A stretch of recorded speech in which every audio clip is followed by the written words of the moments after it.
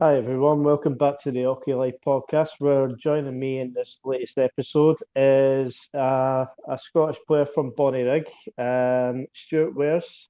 How are you, mate? I'm good, How's things? thanks. Yeah, good. Are you?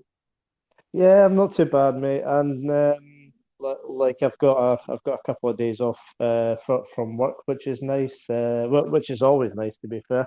Um, what about yourself? You done much to do? I was working today, just getting bits and bobs sorted as well. I'm off at the end of the week because I'm away down to Challenge Tour in Milton Keynes, so getting everything What? sorted. Oh, what a life of luxury that is. Having to go down to MK. Milton Keynes in someplace.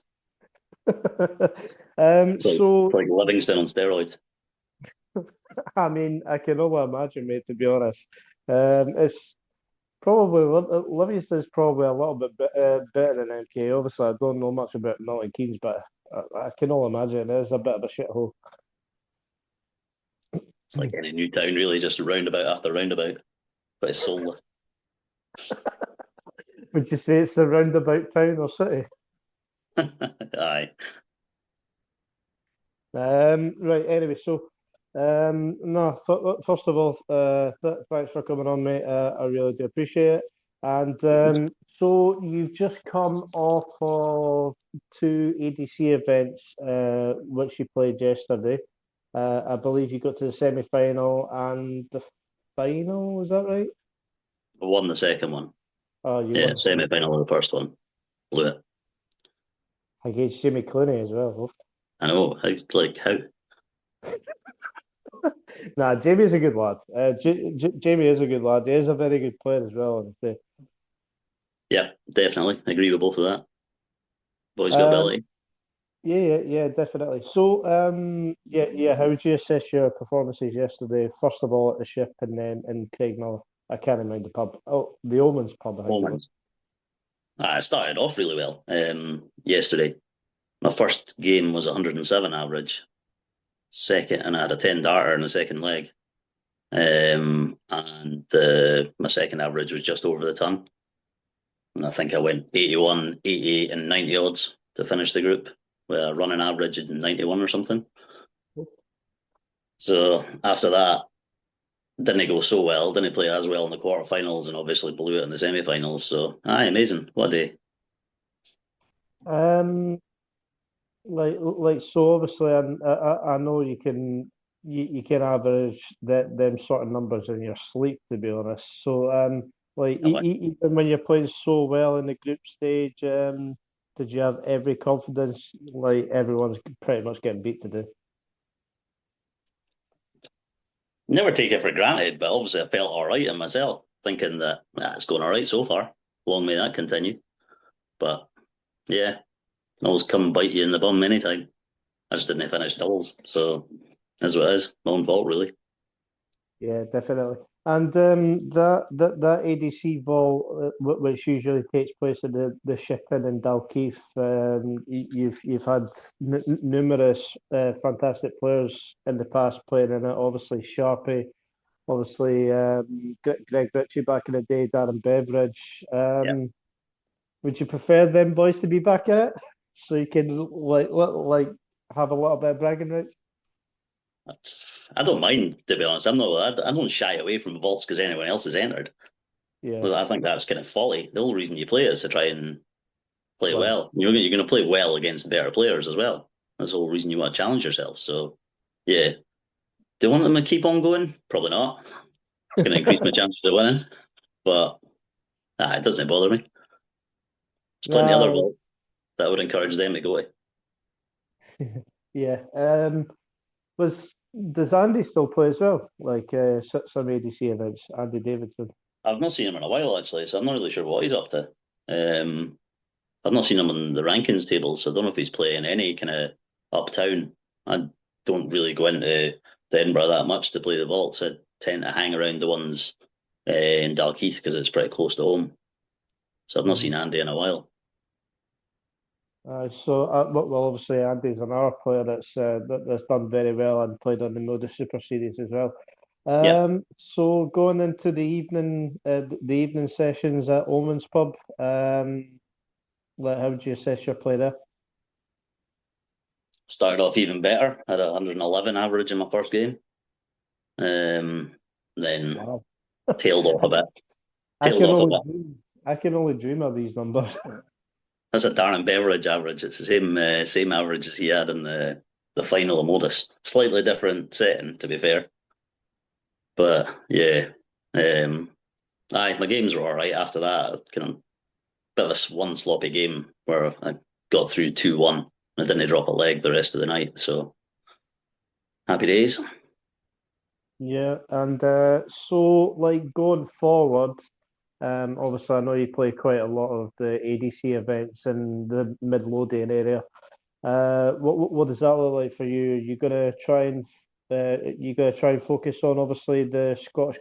Well, I think it's past the Scottish qualifiers for the Moda Super Series and stuff. But yeah. What's It's in your a couple sense? of weeks actually. I think it's the end of Oh, the is it? month. Yeah. It's through in Falkirk. Yeah, so the end of this series is next weekend, but obviously I'm going to miss all of those because I'll be way down south, Milton Keynes. So Yeah. I think where I am now is I'm not going to get any more points because I don't plan playing anymore before I go. So yeah, it still should be enough to be comfortably in the top 32, certainly, because I'm sitting like second or third at the moment. Um, with 9 wins, I'm not going to get the 10th now. Haven't blown that against Clooney. Um, so yeah, probably be through for the Modus playoffs at the end of the month and see where that takes me. So, like in terms of the challenge tour, is that something that you're kind of dedicated to doing going forward? We'll see. All depends because it's not a given that I'll be going to Q school in January, and you have to obviously attend Q school to be eligible to play challenge tour, or go to Q school and obviously try and get a tour card. But yeah, I've not been at them all this year. I've only been at the ones that were at Leicester a few months back. Um,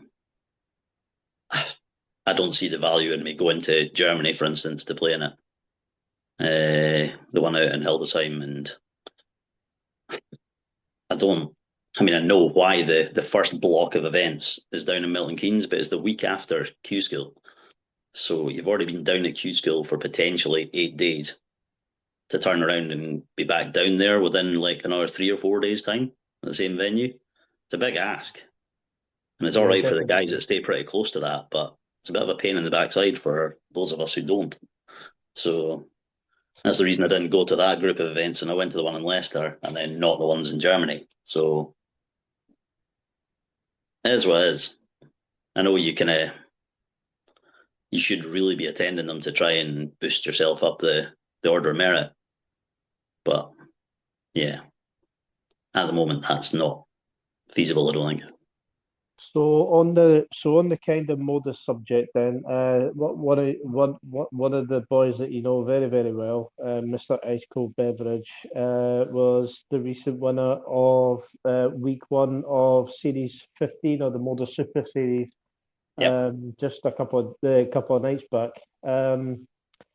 First of all, what's your initial reaction to Ice Cold doing what Ice Cold does? Initial reaction would be buzzing for him and also not surprised because he's been playing some brilliant stuff of late, as he generally does. So, aye, delighted for him.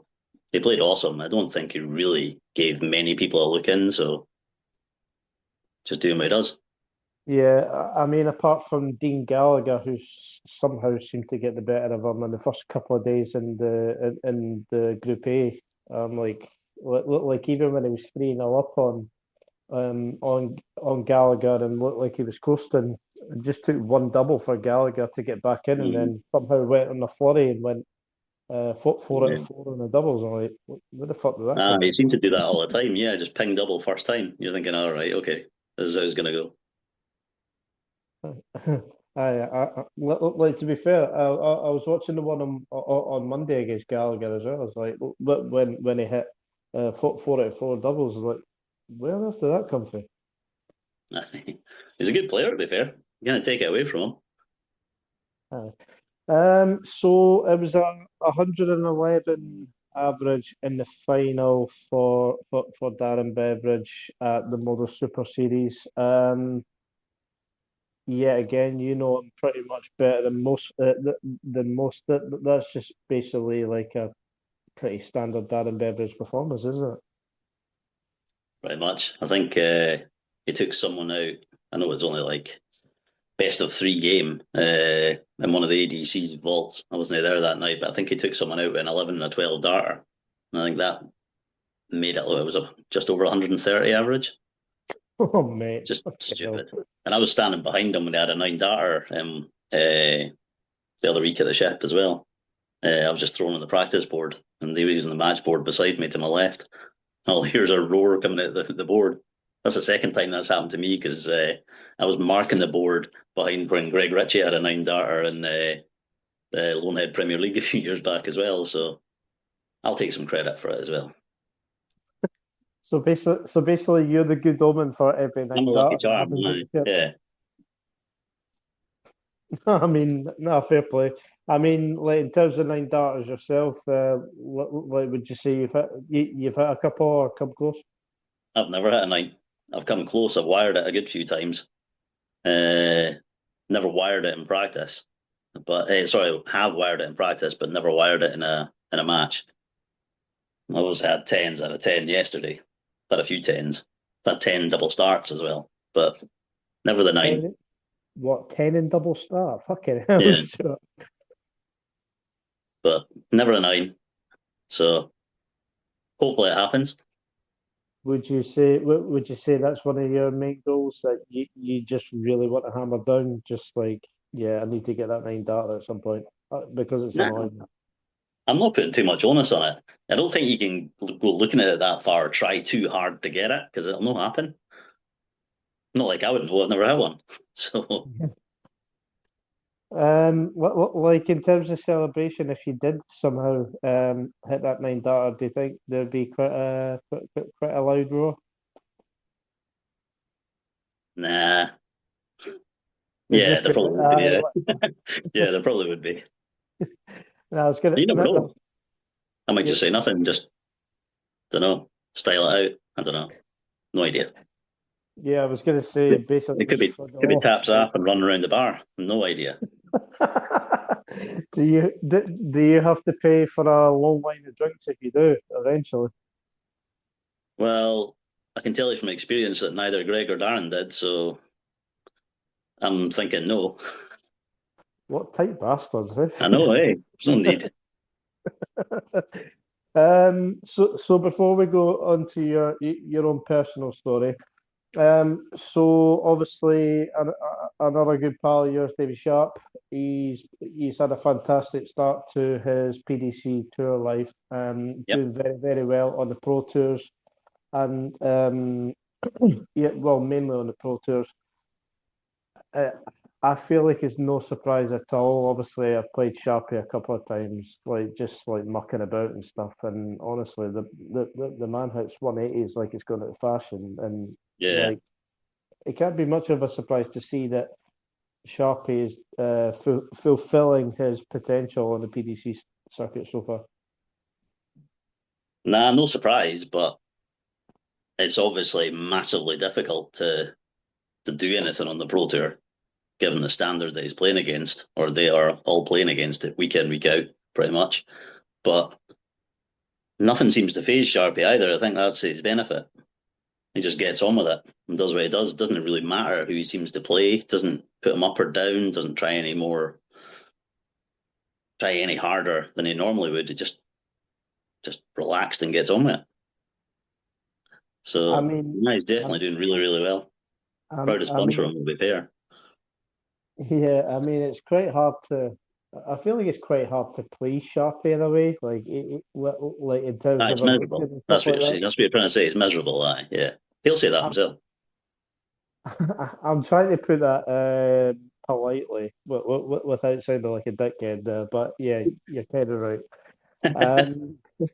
Sharpie, you're a good lad, mate. But I like cheat up a little bit. But now, can you see Sharpie potentially being a top 64 player, do you think? I mean, that's a big ask, isn't it? But he's certainly going in the right direction. I think he's in a provisional spot for the Worlds as well, which would be a huge thing for him in his first year. Not least because the prize money that goes along with that is going to enhance your rankings further. And if you're missing out on that, then everyone else is getting a foot up on you. So, yeah, I mean, there's every chance he's going in the right direction. Yeah, I wonder if he does make the Worlds, Davy, if he puts out a poll in regards to like song choice for the World stage. I mean, he's got to surely. I know. I don't think he's still not got one, has he? I don't know if he has. I'm pretty sure he said to me when I met him for the first time, like obviously we were pissing about, that he was going along the lines of like Cascada or something like that. No, wait, sorry, no Cascada. I don't know how much you know about your dance music, but Italo Brothers Stamp on the Ground, I believe it was. It's like a proper beat. Nah. Is that kind of like Euro trash type stuff? Is that It's like Euro European dance stuff? Not for me. It's like the type of music you would expect Jimmy Van Ski to come out with. Yeah, or Van Dyvenbode coming out and just mental. Something like that, but you can't imagine Sharpie like Nah, Van Dyvenbode. that'd be funny, to be fair. Hope he does. Yeah, yeah. What's he gonna do? Well, this is about as much as what you're gonna get for Davy Sharp. Like, yeah. Yeah, ripping with enthusiasm. Oh, yeah. It'd be interesting to see if he does do a poll because I feel like definitely we could get a few corkers in place because if you make your World Championship debut, it needs to be special, doesn't it? So, And definitely. Yeah. Nah, yeah. And I don't know, like, I'm sure there'd be an absolute rake of guys trying to get down from the ship to go and see him as well if that happens. So, definitely. Like if you had a suggestion in terms of a song for Sharpie, what would you say? nah, I don't think our musical tastes are anywhere near the same, probably. Having So, been up and down at Milton Keynes in a car with him before, I think it's nah, I'll leave him to that. He can pick his own.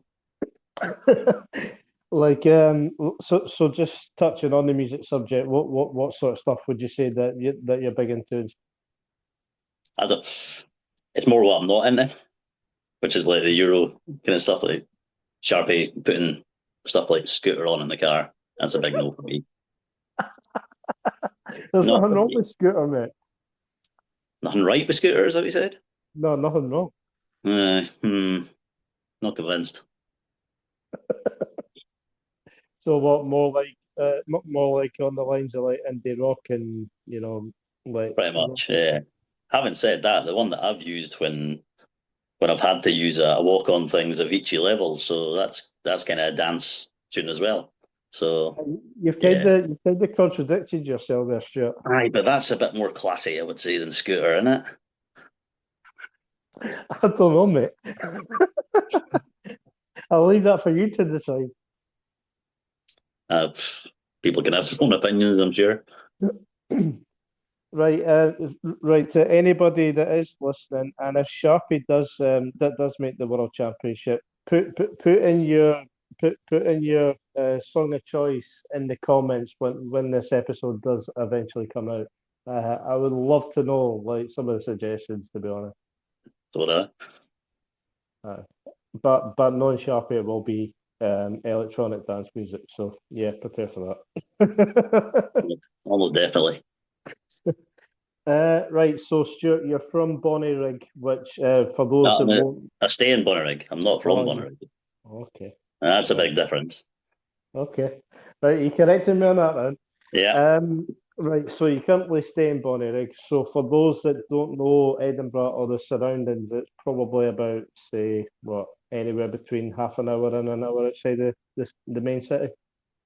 Yeah. It's just the other side, just the south side of the city bypass, really. Yeah. Not too far out. On the outskirts.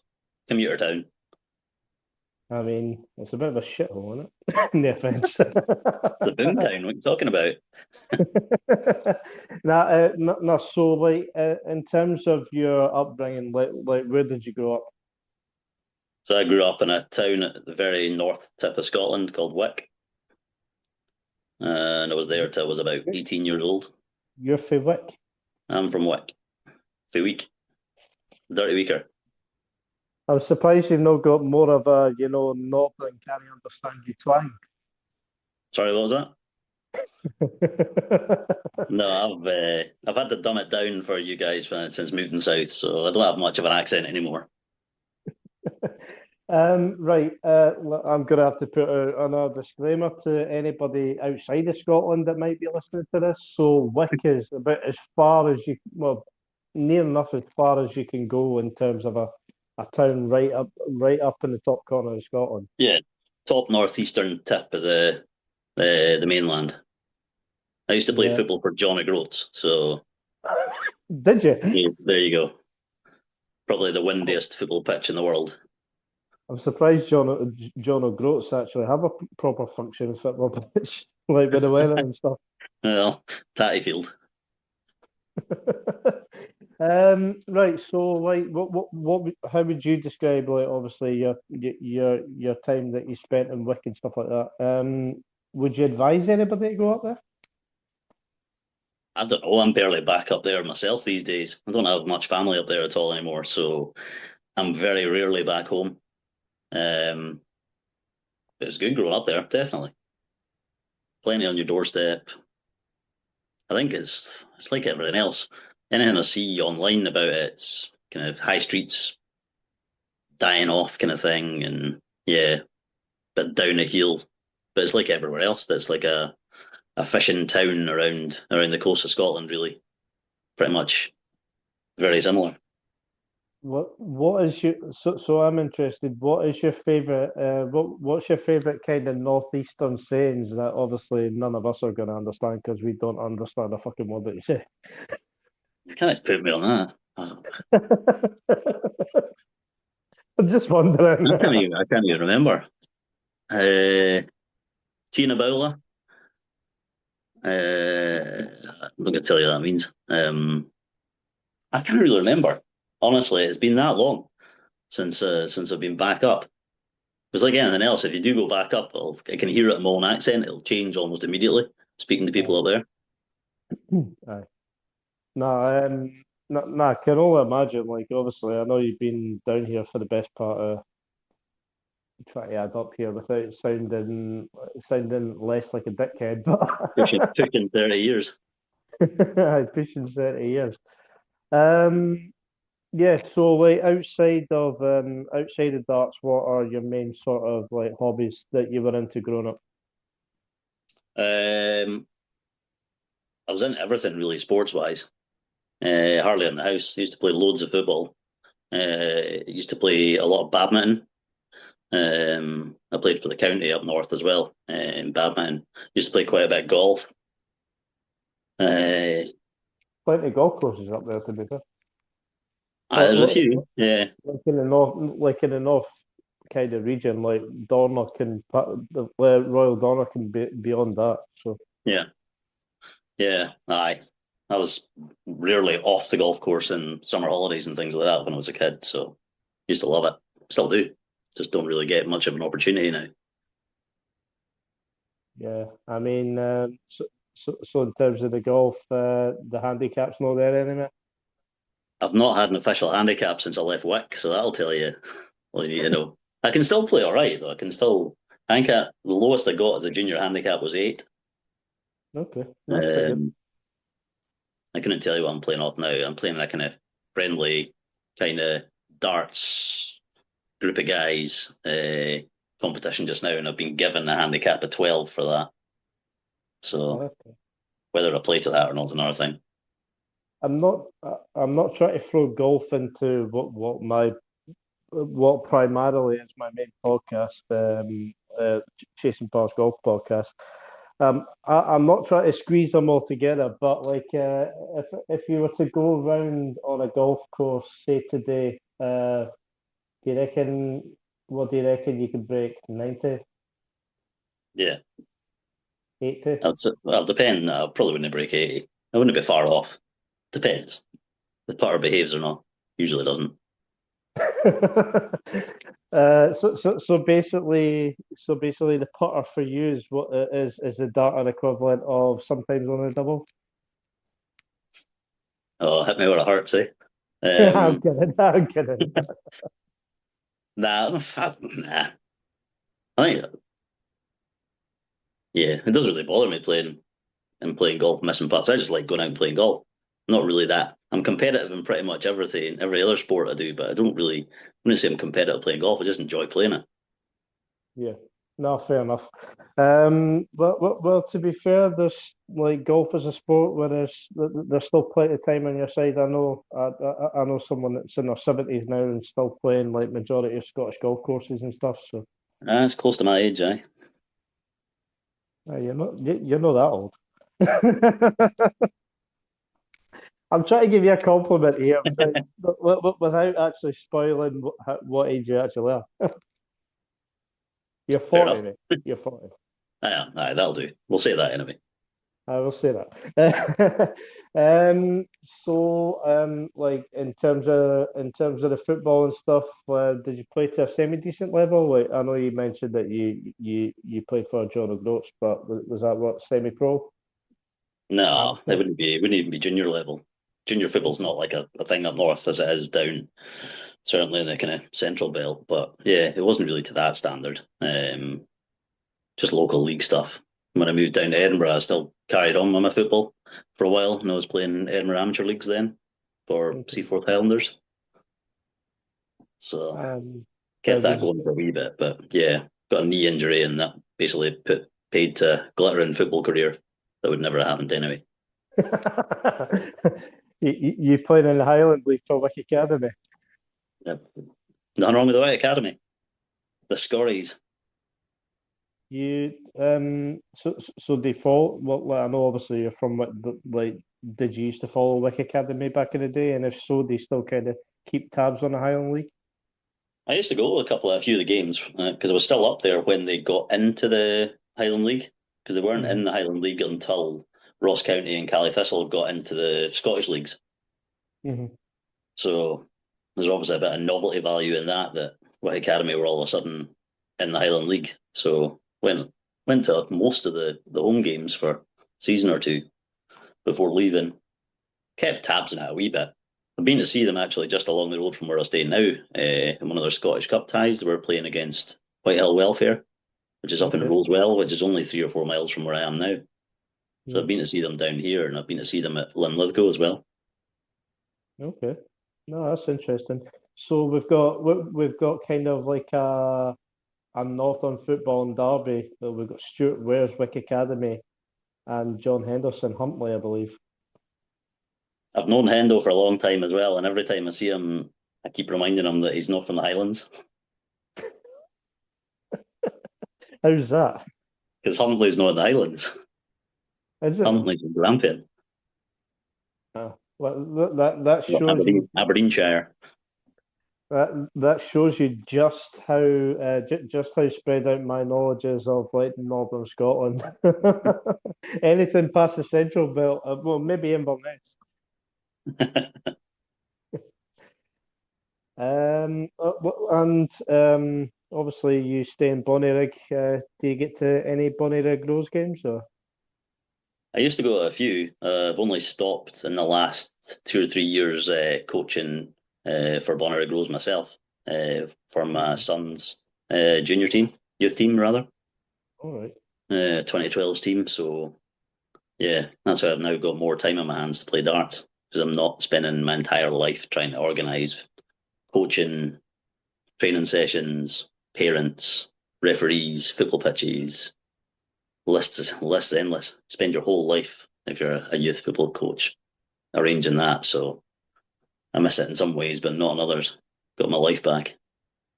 So when you go to watch some of your laddies' football games, what type of dad are you like on the sidelines? Are you a psycho dad or like raging at the ref constantly? Or are Nah, you? that's not me.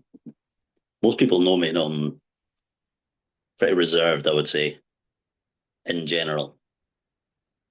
Might not give that off sometimes, but in general, I am. So I definitely wouldn't be an absolute rage parent at the side, especially being on the other side of it when you're a coach and then hearing some rage parents from the side, thinking, "Aye, okay." Yeah, you must be thinking like, like with some of the other parents, you're like, just calm down a wee bit, mate. Aye. To be fair, it was never any of our parents. It was kind of the opposition parents. I could name a few teams that are, well, not No, that are actually, more in case culpable than anybody others. listens, in case anybody listens to this, you didn't want name and so in terms of the darts wise, what age roughly were you when you kind of first discovered the game? So my dad played uh, years before in the Wick League. So I kind of grew up. There was always a dartboard in the house.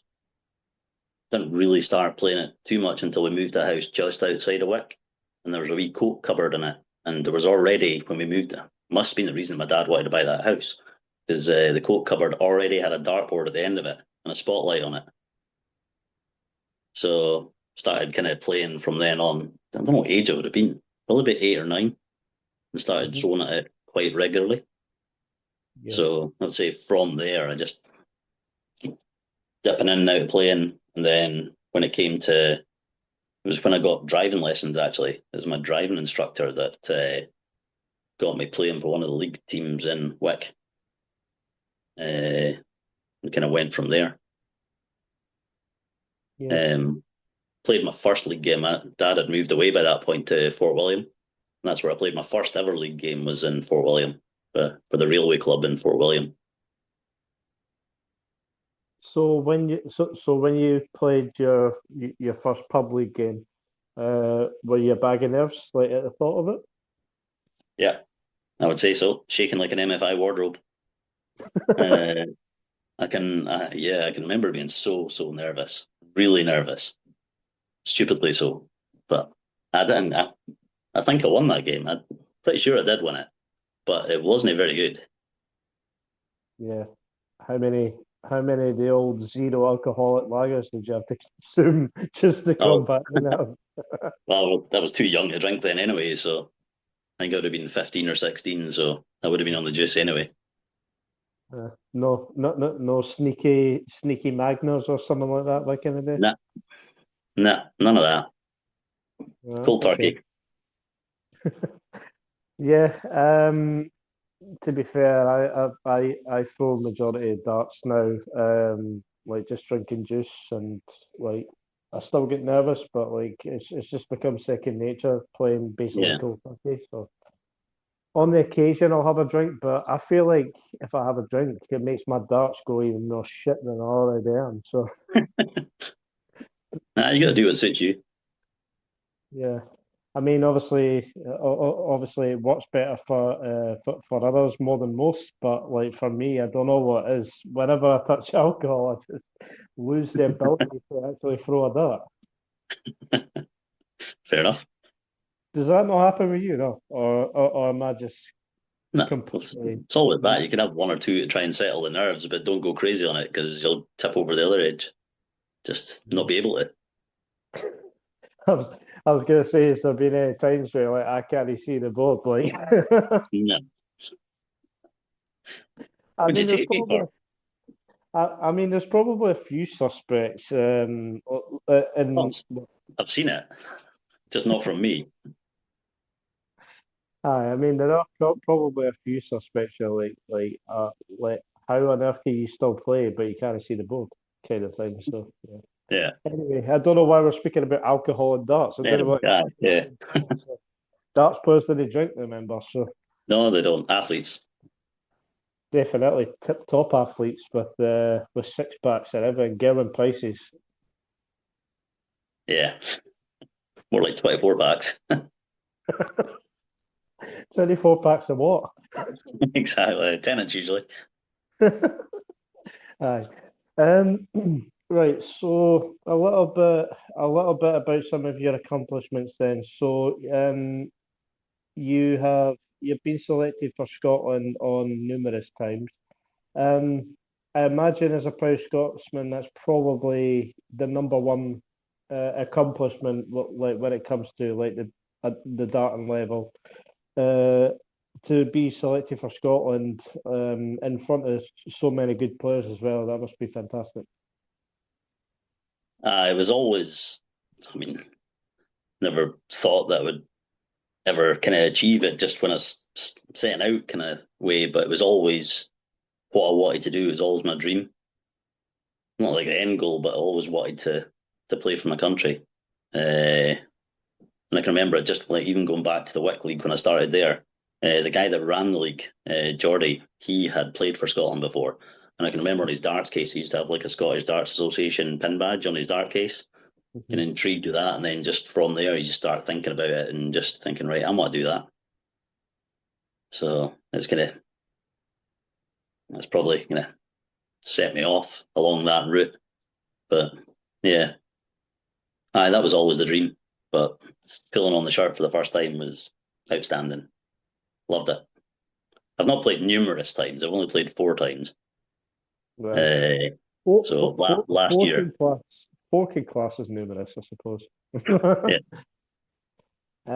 So like in terms of like, you know, the selection process, the selection criteria, how does that all kind of work out, like when it comes to, you know, representing Scotland?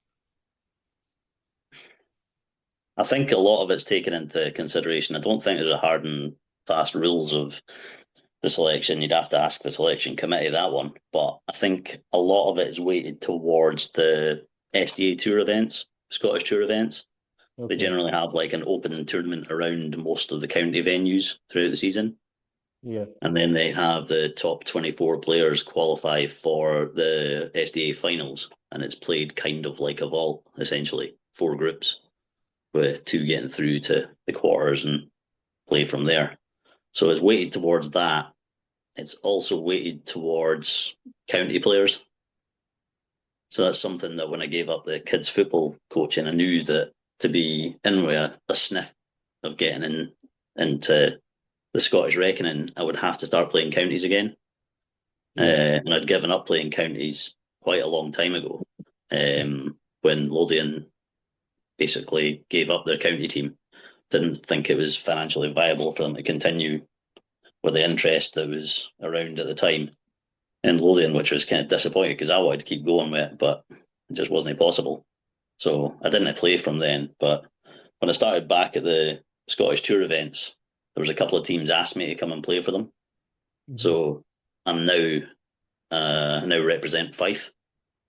Okay. Which is, it's not really the done thing moving from Lothian to Fife, because they were kind of bitter enemies back in the day.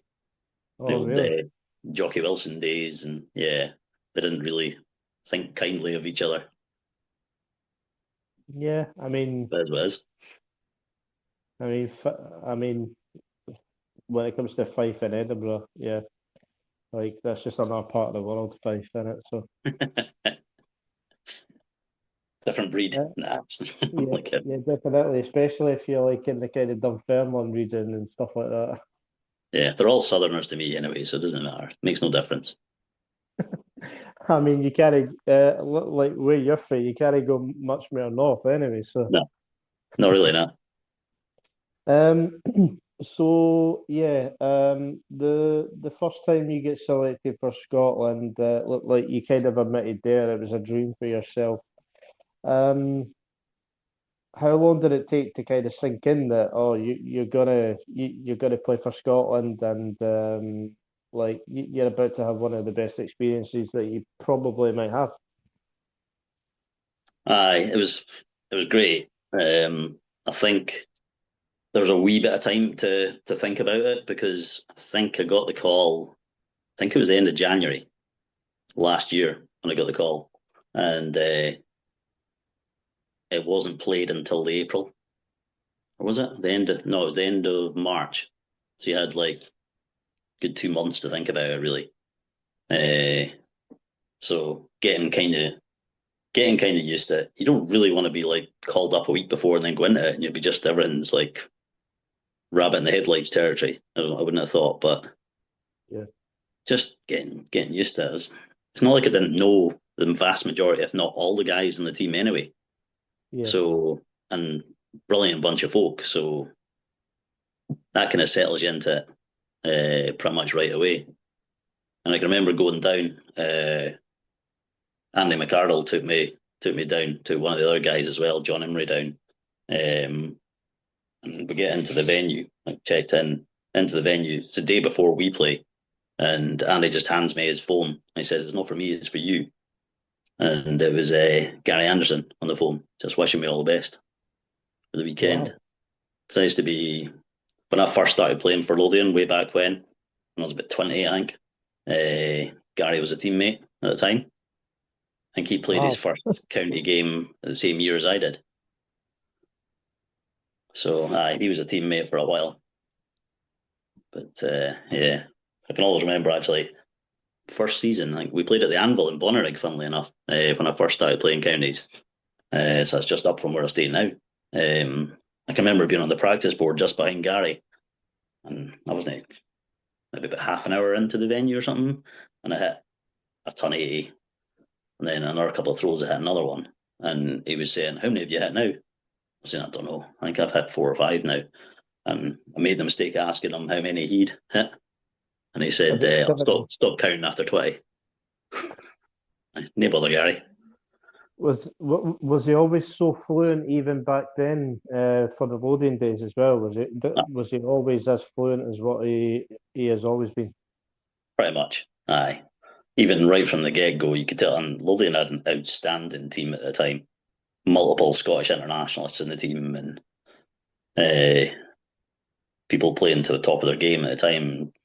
It would generally end up, I'm not sure, I need to ask Vichy about this, because I'm pretty sure they maybe had a wee competition between each other to see who had the highest average each month, because it always seemed to be Vichy and Gary that had the awesome averages and one pipping the other. But sometimes one of the other great players that we had would come and kind of usurp them both. So it was some team we had back in those days. Do you still keep in contact at all with Gary at all, or just no? I mean, he's away down, staying down south. I know, like of Sharpie and Greg and Daz when he was in the Pro Tour, they sit at the table with him in the Pro Tour, so they know him pretty well to chat to him and that. But it's only I hadn't seen him or spoke to him for ages until he gave me the phone call. I did see him at one of the exhibitions at the Corn Exchange, so I was in for that, and I was blethering away to him for a while there. Did he recognise you? Aye, I was in the VIP bit, so I was through in the players' room with him as well. Like I said, I've known Hendo for a long time, so we got the tickets through Hendo as well. So just blethering away to the players back there, and I just chatting away at Gary. He's like speaking rubbish as kind of we always did. There's no airs or graces about Gary. He's just as he appears. I love to be a rabbit in the headlights at a Pro Tour table with Davy Sharp and Gary Anderson. What the fuck do they chat about? I don't know. Aye, who knows? You'll need to ask him. Next time I see Sharpie, I need to get all the gossip between you and Gary. What do you speak about at Pro Tour? I'll be slagging left, right, and centre. That's for certain, sure. More than likely. Yeah. More than likely. Right. So, yeah. So, in terms of the Scotland stuff, you won the home internationals this year. What was that feeling like? Oh, that was unreal. We had to rely on Wales to pip England on the last match to do it as well. So we're kind of on tenterhooks at the back. It wasn't really in our hands because we actually just got pipped by England after we'd hammered Wales in the first game. So we were kind of well up there, and we knew that there was a chance.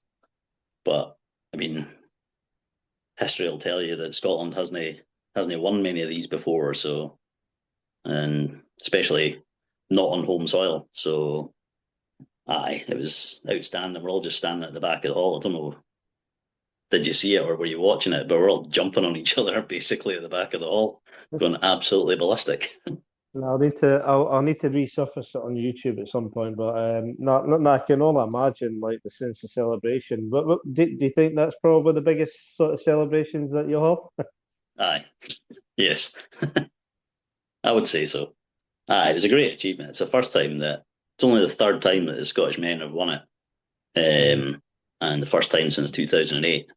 So it's a great achievement. So long may that continue. And since then, the guys have won the Six Nations as well. So adding that into the equation, so they've done the double there. So that's outstanding. Yeah, I mean, there's some fantastic Scottish talent coming through as well. Obviously, Yeah. we can go into that a little bit later. But yeah, yes. So you've managed to get to the Scottish Open final as well, in your time, It was and a Scottish classic, actually. what's that? Well, it was a Scottish classic. So yeah, slightly different. It's a different day. So like the Scottish Classic is played on the Saturday, Scottish Open on the Sunday, and then the finals are played at the end of the night. So it was the Scottish Classic, but they're the same kind of silver ranked events. So of the same standard, I would say, same players as well, essentially. In fact, the Classic usually has more entries in it because the Open being on the Sunday, some people don't bother playing on the Sunday. Yeah, I can only imagine get to the Scottish Classic final. That would have been nerve-wracking, knowing that you're one step away from like a major, like a massive trophy. Yeah, it was crazy actually because you're going in there and the guys that are setting up the stage and all that it's basically Fife Darts guys that are setting that up, so they're kind of looking out for me as well, getting me through to the practice area as soon as possible and kind of looking out for me. And some of the guys from, well, the ship at Edinburgh were there on the Sunday as well, and just you had to hear them, absolute riots, just whooping and hollering for me all the time. Even when I wasn't quite started, they'd just be life and souls of the party there, just noisy as anything. So that was great, but in typical fashion, I can remember in the final, before it even started, I think there was a problem with the microphone. So we didn't even get started when we should have got started. So you're up on the stage ready to go, and all of a sudden it's like, nah, you're gonna have to wait a wee while, guys. So you're kind of left twiddling your thumbs at the back of the hockey, going, right, what's happening here? So that was a bit of a strange experience, that one. When we eventually got going, I didn't get off to a fast start, really, and that cost me in the end. So I was gutted with that, but yeah, as it is. So in this year's one, this year's Scottish Classic, you managed to get to the quarterfinals. So you beat Jamie McCabe 4-2, the very talented Owen Bryceland, who feel like it's going to be one of the next best talents in Scotland, out with Mitchell Lawrie. You beat him 4-2, beat Oliver King 4-3, Paul Hogan, Crocodile Dundee himself, 4-0. Indeed, yeah. I played well that game. Classic Crocodile Dundee. Wow, that's a blast for the past for sure. Yeah, no, that was good. And then ran into Mitch. Yep, and then 4-3 against your little chum from Renfrew, Mitchell Lawrie. Now I believe you got. Well, I don't know if you can call it a funny story, just an interesting story about that match with Mitchell in the quarterfinals. A little bit of crowd distraction. Yeah, it cropped up, and one of the guys that was at the ADC yesterday mentioned it to me again because he was the guy that was causing the uproar. So he was outside and he came into the hall and he saw loads of people crowded around the board. He didn't know who was on at the time. He just like saying, "Oh, what's going on over there?" He was asking a couple of guys who was playing over there, and then they told him that it was Mitchell and me. And I obviously know the guy Craig, so he was straight across. And Mitchell's from Renfrew, so most of the crowd that were there to support him, his pals. But Craig comes roaring up and goes, "Go on, where's it?" or something like that. I don't know what he shouted, but it was during Mitchell's throw, put him off. So Mitchell turned around and basically told him to shut up. I don't know if it was as polite as that, but yeah, told him to shut up. put him in his place anyway. So yeah, I don't know. Didn't seem to put him off too much anyway because he still beat me. Swine. Getting told off by a 15-year-old laddie. Oh. Yeah. Mitchell's a big laddie though. Nah, yes. No, he's wee socks though. A wee socks, aye, but big laddie. So like obviously you played Mitchell quite a lot of times now. Basically the ceiling is so high for Mitchell Laurie, I believe. Aye. Kid's got talent, you could say that. Getting to obviously his first world seniors final. The age he's at is outstanding. I mean, whenever people talk to him about being the next Luke Littler, he just says it just wants to be the first Mitchell Laurie kind of way, doesn't he? He's not interested in that kind of chat, which is fair play to him. He's pretty good with the media and stuff as well, in general. But yeah, he's quite right. I mean, there's always going to be comparisons like that just because of the age and what they're doing. But yeah, if he sticks to it, as he probably will, and I hope he does, then yeah, it's all there in front of him, isn't it? Well, with Jimmy Van Schie obviously getting a tour card in the PDC is definitely going to be world number one going into Lakeside. Yeah. So wouldn't be surprised if it's one step further for the wee man. So fingers crossed. Aye, absolutely. Right, so you're also a member of UK Arrows, which is mainly with the seniors, is that right?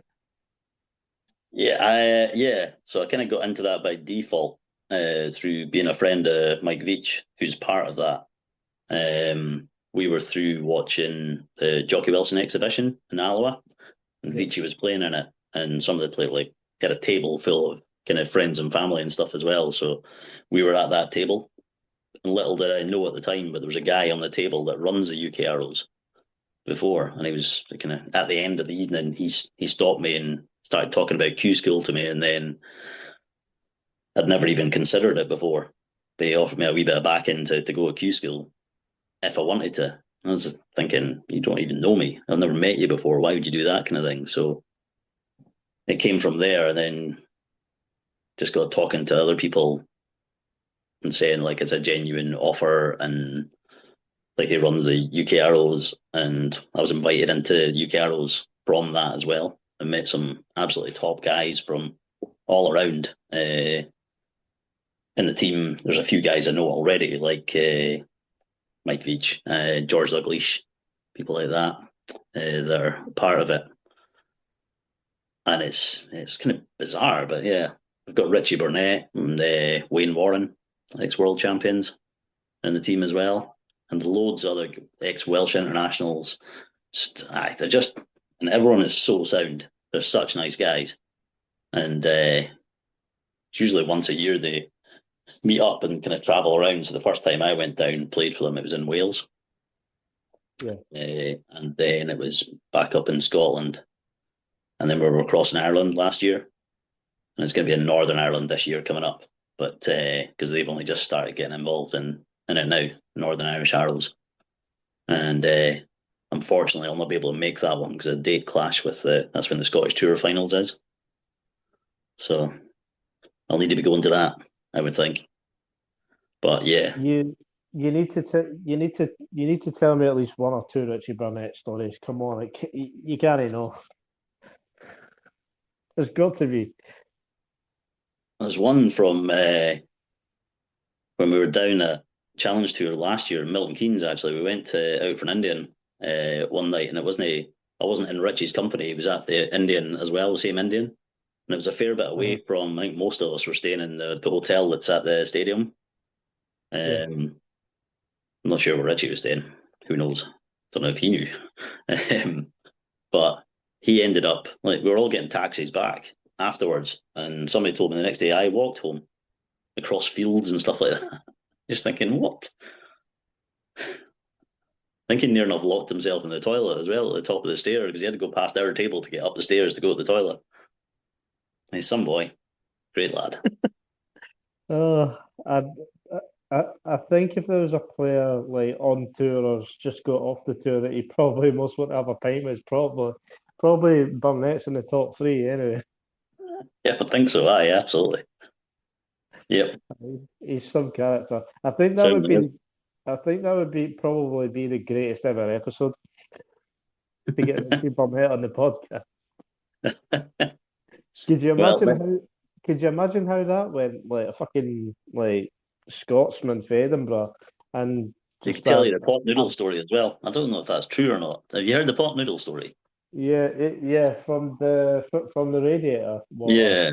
Aye. I don't know if Oh, that's true. That might just be an urban myth. that's grim. So Aye. Nah. Who I, knows? Nah. I mean, I mean, even if you were at a low point, surely that surely that kind of be the lowest point you can ever have. Like having to do radiator water. I know. For Richie, anything's possible, I would say. So you never know. Oh, he's a madman. He's an absolute madman. He's a great Uh, guy. right. So I want to kind of finish in your career path. With experience in Hungary last year on the WDF World Masters. So to get the chance to play a WDF major in Hungary, you managed to win all three of your group games against Bogi Arge, Matthew Smith, and Phillipe van Gasse. 4-2, 4-3, and 4-1 respectively, Yeah. before getting defeated by the young and talented Archie Self 5-3. But I believe you had other things on your mind that week as well. Yeah. So I got food poisoning when I was away. And the venue is absolutely boiling, which was not helping me at all. I felt grim enough as it was without it being like an oven in the place. So yeah, God knows how I got through the group games because sweat was lashing off me. I could barely stand up straight. Uh, wouldn't be a pretty picture. And then played against Archie. Don't know how I managed to keep in the game. He kept missing early doors, and I kept hoovering up finishes from nowhere, really. And I think I went 3-0 up. But obviously, the longer the game goes on, it's not going to be good for me. I had no energy whatsoever. So I ended up getting beat. But probably did me a favour in the end because I would have been playing Jimmy Van Shee next on the stream board. And nobody needed to see my big sweaty red head on the live stream getting absolutely hammered and probably having it disappear 2 or 3 times to go to the loo during the game. Nah, that wouldn't have been a good look. So So although it was a great experience to, play in the WDF World Masters, it was a shit experience at the same time, pardon that the was pun. definitely that, yeah. I could give you a guide of pretty much every toilet in Budapest, probably. Yeah, fun times. Oh, but if you did get the chance to do future WDF events, um, of course you're probably going to take it. Yeah, yeah, aye. Something I've thought about as well, WDF events. I might go down that line. I'm not sure. I could have gone to the World Masters this year. I was still eligible to play in the World Masters this year, but it was out in Las Vegas. So that in itself was not going to be not going to be a Pricey. goer. Yeah. So although I'm fortunate enough to have a couple of sponsors, it's not really like it's not going to be feasible. It'd just be too expensive, away for too long, and it's in Las Vegas. Why is it in Las Vegas? I didn't get that, and it was in the last week when the World Cup as well in the States. So I think flights would have been obscene prices. So nah, that wasn't for me. But yeah, It would have been some laughing experience though for you to go to Vegas to play darts. well, and see all their toilets as well. Probably get food poisoning again. No, my luck. Nah, it would have been a great experience. Don't get me wrong, but yeah, I didn't think it was viable, so that's why I didn't go. But I would never say no in the future. Just depends on the circumstances at the time. That's fair enough. But an experience that you'll be able to cherish, like like till you stop playing darts? What, the World Masters? Yeah, Or yeah, aye. like managing to play on a WDF event is a brilliant achievement in itself. So. Yeah, no, it was good. I didn't feel like I couldn't compete when I was there. I played when I was over. I played in the Hungarian Masters and Hungarian Open as well. And although I played some good stuff, but some average stuff as well. But looking around, I didn't think I couldn't compete with the guys that were there. I thought fancy my chances in most of the games, to be honest. Yeah, no, that's fair enough. Right, so we'll finish off with a few questions. So for yourself, favorite double? 16. So 32. Nah, I'd probably say that's mine too. Aye, Um, 32. Aye, double 16. so what do you think is the more pleasing finish? What 132? So the champagne shot or 170? 170. The big fish. You think, even though it's probably one of the most achievable finishes in the game? You got, yeah, I think so. Like, it's always good when you hit a 170. 132 is like, yeah, there's a bit of kind of showboatery around if it's a champagne way you go. Yeah, But I don't know, which is generally not me. But I mean, you've got to go 25 bulls first start anyway, don't you, really? But definitely, I would say the big fish. Has to be the big fish. I wouldn't do the ridiculous Luke Littler three reeling it bills, in nonsense. 3 bills. If you so basically that kind of leads on to if you were on 150, what way are you going? 150. Yeah, I would be 20s first because you've been throwing at 20s all the time. Why would you change? yeah. So And not depending on how it's sitting, if it's sitting up, because I like a dart that sits above, so I can play it down off. Then if it's sitting sweet, I might go for another treble 20. If it's not, then I'd switch across to the 18s. so not starting on the treble 19s, no. No, Okay, no, interesting. Because there's different not for ways to me. go about 150, and definitely not going for, not going for the 3 bills option, like judging by the sound Nah, of nah, that's nonsense, really, isn't it? it.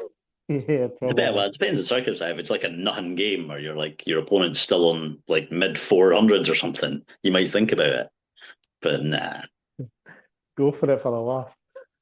hey, just for giggles, nah, I don't think I would. So what would you say is your favorite type of cuisine then? Oof. Italian, Oh, interesting. Mexican, Pizza, pasta. yeah. I We were out on Friday night. There's a good Italian in Bonnyrigg, so we went for a family meal there, and it was spot on. So yeah, probably Italian. A little limoncello to go with that as well. Nah, that's a bit. No. Nah, not my style. Pint of Moretti, Right in variety. There you go. That's where I like it. right? Favorite thing to do outside of darts. So what makes you happy outside of darts? I don't know. Family holidays, maybe. Well, that could lead into a question. So, if like, what would be your favorite holiday destination? I've been lucky enough to go to the Maldives, but that was pre-family, like pre-kids. So that was outstanding. That was something else. Um, I don't know. I quite like. We were in the Algarve just there last month, so yeah, I like the Algarve as well. I like Portugal. Yeah, So no, that's fair play. And so the last question, like I know you played with some top players. So if you had to assemble your own 5-man squad, and you're a part of this as well, so you have to pick 4 players to join you in the squad. So it could be out of all the players that you played with or played against, who you're going to choose, and choose wisely because we need a proper super team here. oh, you can't say Man, that. I imagine one's gonna be someone that you played in Lothian with. Well, Mr. Anderson. I don't Uh, know. I suppose so. Yeah, I don't, I'm so lucky to have played with and against some phenomenal, well-known players.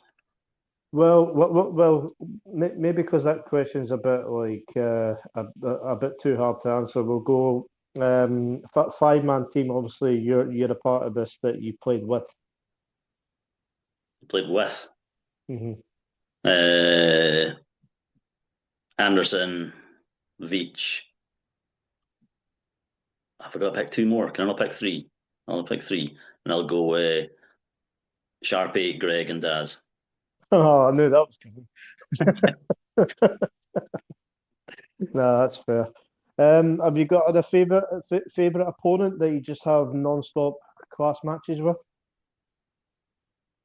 I'm saying me and Daz usually have quite good games. I don't know, is it the pace that we play at? We usually have pretty good games against each other. I don't know. Yeah, me and Sharpie usually have good games as well, and Greg. I don't know. That's like of late because I can think of them to hand, but And yeah, anybody that when they play you in ADC, it's just like, yeah, might as well just not play Stuart Wares because I'm gonna get beat. well, there was a thing in the corner pocket chat that came up, and like a wee video that came up, like when you see who you get in your group, and then it just like the guy just goes away in an absolute rage, and then tagged me in it. Like, aye, perfect. No, But I don't know. I was gonna say, have you got Clooney's number, or wait, he just beat you like yesterday? He's got So my keep number at the it. moment, but I'll tell you that's not going to last. He can enjoy it while it lasts because it's not going to be for very long. Jamie Clooney, if you are listening, you've been warned by Stuart Wares. Yeah, he's only Right, getting away with missing doubles for so long. yeah. I mean, as I say, he is a good player, but yeah, I believe he played. Well, does he play mind games sometimes? I mean, possibly. I don't know. He just wants to get in your I've been head. through that before though. I mean, they're kind of they're wasting their time if they're trying to play mind games with me. It's not like it's my first rodeo. I've been playing since 19 canteen at this rate. No, they just want to get into your head and make you just like blow up, which I don't know if it'll ever work, but I don't know. Yeah, there's tactics and stuff. I like a straight game of darts. It's like Gary Anderson says. He's like, just there's no need to be mucking about, grandstanding or dicking about trying to put the opponent off. I think in general that ends up putting the person off themselves, apart from anything else. So sometimes you get like you play against players and you can tell they're trying to put you off, and it actually probably works out worse for them because it winds me up, and then I just play better in general. yeah. So So beware of the angry dart player is what they say. absolutely, I would say so. Yeah, focuses the mind a little.